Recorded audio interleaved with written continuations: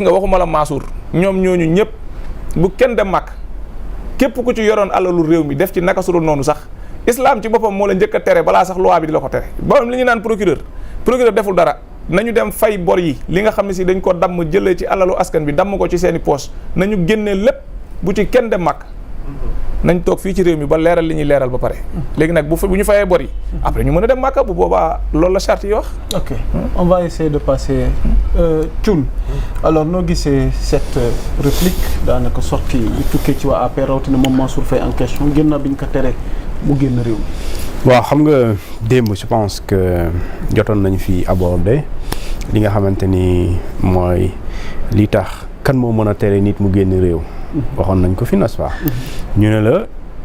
képp koo xamante ni si ñoom ñeenti ñooñu wala ñeenti kuréel yooyu ku ci wax nit doo génn réew mi dina la wax li tax doo génn réew mi ma ne la fii est-ce que politiciens yi aussi des fois ñoom li ñuy wax Sénégalais yi est-ce que concrètement bu ñu jotee ak sunu yenn service suñu état yenn services yooyu lu ñu leen di wax est-ce que ñoom la ñuy wax Sénégalais yi parce que dama la ne woon fii réew Sénégal man xaw ma beneen réew waaye réew yi ma xam man te Sénégal bokk ci moom ñu tuddee l'interdiction de sortie du territoire ñeenti autorité ñoo ko mën tere l'autorité judiciaire l'autorité administrative les services douaniers ou l'autorité fiscale ñi ñoo mën a tere nit nga génn réew amul kenn ci ñoom kuy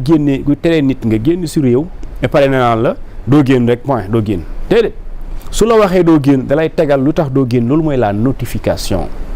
et ça c'est obligatoire c'est-à-dire que comme tey su ma doon def émission suba ngeen ma Thioune le vigile mën su ma nee Thioune doo dugg mais daf na moo war a wax lu tax du ma dugg parce que Thioune dogguma la de waaw dafa am séquence ci moom texam li mu bind waaw ndax moom il dit je voudrais informer l'opinion nationale et internationale que j'ai été injustement interdit d'embarquer dans le vol d'Air France ce jour démb à destination Djidda via Paris pour aller faire le petit pèlerinage à la Mecque. Nee na à ma question sur le refus de ma sortie du territoire l'agent de police me répondit c'est sur instruction de l'autorité supérieure ndax nee na j'informe encore qu'à ma connaissance je ne fais l'objet d'aucune procédure ni d'aucune enquête encore moins d'une quelconque accusation en quoi et sur quoi que ce soit. ok léegi sur procédure mais enquête nañ dem ci kanam naa wax benn affaire sëñ bi wax naa la nee naa la li nga xamante ni mooy li tax ñu mën la tere nga génn réew mi ci wàllum justice day fekk nga nekk sous enquête judiciaire wala nga nekk dans une procédure judiciaire elle est en cours autorité judiciaire xam na lay bañ day bañ nga def fuite wala nga def soustraction à la justice c'est exactement ça fuite ou soustraction à la justice fuite bi mooy boo génnee réew mi quelles sont les garanties qu'il a wala qu'elle a bi koy won ne su la soxlaa suba wala dans une semaine di nga ñibbisi la ma koy prouver su dee am na élément muy njoxte ne yow soo demee di nga mën a indi jafe-jafe ci enquête boobu mu nar a mener wala loolu nga xamante ne dañ lay soxlaa dans l'avenir su boobaa la décision s'impose et loolu du bëgg-bëgg dama la ne demal ci code pénal code de procédure bu Sénégal da ngay dem article 33 nga dem article 127 ak article 129 ces dispositions-là législatives prévoient l'autorité, le juge, dans le cadre d'une enquête ou d'une procédure pénale ou procédure judiciaire mu prévoir lii yëpp téye nit ki ne ko doo génn léegi nag xam nga nekkoon ci mbirum douane nekkoon ci mbirum fiscal wala mbirum xawma autorité administrative maanaam ministre de l'intérieur même bu fekkente ni moom moo ko teree génn le ministre de l'intérieur est obligé de dire à Mansour Faye par le biais ñi nga xam ñoo fa ne leen wax leen diw mënul génn réew mi parce que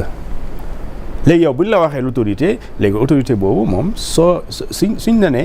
tey ñëw nga sa passeport waaye c'est mis en opposition mais su boobaa yow da ngay dem service yi nga xamante ñoo fa nekk mais dina la wax li tax les raisons pour lesquelles mënoo non c'est-à-dire que dañ lay orienter ba foofu ñu ne la sëñ bi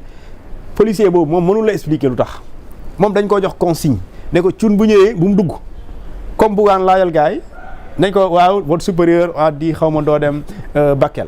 mais doo supérieur bi mais supérieur bi moo la mën a expliquer quand le supérieur s'est exprimé lu mu def dans le communiqué il a expliqué les raisons pour lesquelles Bougane moo taxaw ñu ne la bul jàll c'est-à-dire que nous sommes dans une administration nous sommes dans un état lorsque le citoyen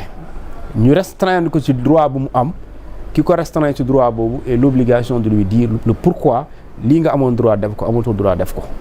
loolu vraiment pour un état ça c'est obligatoire c'est pas vraiment une question de nguur wala Macky Sall ou Sonko question de service état yi lay doxee man su ma ñëwee kii war ma defaral loo xamante ne sama ak sama yelleef su dee dañ ma ko privé dañ may justifier notifier lu tax ñu privé ma comme ça ma jël samay matukaay donc tey ki nga xamante ni moom mooy Mansour Faye il a le droit d'aller à la Cour suprême pour contester li nga xamante ni moom mooy l'interdiction de sortie du territoire reste à voir si la Cour suprême chambre administrative day parce que ça c'est un référé liberté da ngay dem opposé wu su dee jàpp nga ne danoo violer say droits la constitution moo la ko jox article 891 de la constitution moom moo la jox toutes ces libertés là d'aller et de venir ñu ne leen vous avez le droit de circuler librement de quitter votre pays et de rentrer quand vous voulez mais liberté yooyu dañ leen sëñ bi nga baal ñu waaye cette liberté yooyu loi moo ko encadré et laquelle loi c'est le code de procédure pénale c'est le code des douanes sénégalais c'est le code général des impôts et domaines mais aussi c'est le code de la sécurité intérieure. Le ministère de l'Intérieur peut interdire à tout citoyen sénégalais de sortir du territoire national s'il s'agit d'une question de sécurité et c'est une question de c'est lu ñu tuddee ordre public loolu vraiment ce n'est pas un débat. Thioune balaa ñuy jàll ndax Mansour Faye war na mën a waajal fi mu ne nii boppam te suur ni mi ngi en danger. mais waaj na ko sëñ bi waaj na ko c'est-à-dire que man quand j'entends des gens dire que waa nekk ma sur enquête sous enquête parce que tey dégg nañ ko mu def une sortie sëñ bi. L'autorité ne peut pas sortir pour vous dire ouais telle personne est sous enquête judiciaire mais puisque nit ñi dañuy enquête sans juste des enquêtes nit ñi dañuy enquête il y a beaucoup de gens qui sont sous enquête judiciaire je te dis beaucoup sont sous enquête judiciaire xaw ma ndax danañ gis dara wala duñu gis mais ils sont sous enquête judiciaire léegi quand tu es sous enquête judiciaire mais sëñ bi tu peux pas sortir du territoire ça vraiment c'est il faut qu'on soit d'accord sur ça. yan menaces ñoo pesé wu ci ndox yan menaces déjà xam nga il y a un rapport de la Cour des comptes moi voilà ci Covid-19 bi mais ce rapport il y a plein de scandales dans ce rapport man xaw ma kan moo def mais dans ce rapport on vous dit et les Sénégalais si seen néew kattan financièrement danoo dajale ay montants ñu dem lebi bailleur technique partenaire technique et financier yenn góorgóorlu maan yi góorgóorlu 1 million 100 ñu dajale ko mu nekk benn 700 xaw ma ñaata milliards ñenn ñi nee na 1000 milliards mais dans la gestion de ces fonds là il y a eu plein de scandales le ministère bi nga xamante ni moom lañ joxoon lépp le ministère de xawma équité territoriale xawma développement communautaire mais c'était Mansour Faye ceeb boobu ñu ne la ceeb bi nga xamante ni moom la ñu wax ne li tax ñu en mettre entre parenthèses le code des marchés li nga xamante ne dafa obligé d'accord ñu ne on est dans une urgence léegi dañuy def lu ñuy tuddee des procédures d'urgence léegi passation de marché duñ jaar fu ñu waroon jaar mais Macky Sall signé un décret léegi ne puisque dafa gaaw le rapport de la Cour des comptes nee na malgré nee nañ dañoo nekk dans une situation d'urgence waaye toog nañ au moins 90 jours lu ñu commandé jotuñ ko lu ñu commandé ci ceeb ay suukar xaw ma macaroni xaw ma seen affaire yooyu ba tey ñëwul et pourtant on nous dit danoo yàkkamti ñu ne au-delà de ça il y a une surfacturation boo xam ne soo ko dajalee weesu na 2 milliards 700 léegi loolu te ministère boobu moo yore ceeb bi léegi kooku doo wax nit ñi noo ko yore léegi ce dossier boobu ñu ne la Cour des comptes bu ñu defee rapport bi ba mu demee ci président de la République danoo jël enquête bi confier ko waa DIC pare ñu ne la enquête baa ngi ci pôle judiciaire et financier waa léegi kon kay yow xam nga ne kon yow yaa ngi fële PGF foofu ko yaa ngi fa léegi kay question yi mooy c'est quand mooy question bi wala c'est quand boobu aussi boo demee est-ce que tu feras l'objet d'une arrestation d'un placement sous mandat de dépôt loolu tout dépend du contenu ou bien des réponses que tu vas servir au juge d'instruction du pôle judiciaire et financier. C'est important alors Diawrigne Ndiassé mbirum Mansour Faye démb ak léegi mooy actualité tere nañ ko mu génn waaye tey génn na tamit addu mu mel ni daal lànk na waaye jigéenam sëram